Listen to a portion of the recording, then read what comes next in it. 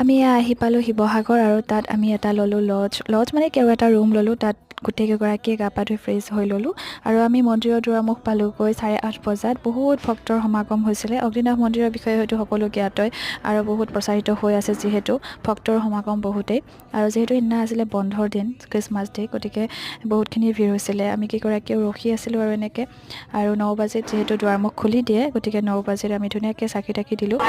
বহুত ভক্ত যিহেতু ঠেলা হেঁচাবিলাক বহুত হৈছিলে আৰু লাইনবিলাক বেলেগ বেলেগ, মাহঁতে বেলেগ ফালে শৰাই দিয়াৰ লাইন পাতিলে, আমি দৰ্শনৰ বাবে লাইন পাতিলোঁ। আমি দুগৰাকীয়ে এনেকুৱাকৈ লাইন পাতি আৰু দৰ্শন কৰিলোঁ বহুত দেৰিকৈ। আমি তেখেতক দেখি আছিলোঁ, বজাৰ চজাৰ লাইভ দেখাই আছিলে আৰু পায়স ল'লোঁ। পায়সখিনি যে খাবলৈ ইমান ধুনীয়া আছিলে মানে ভোগটো।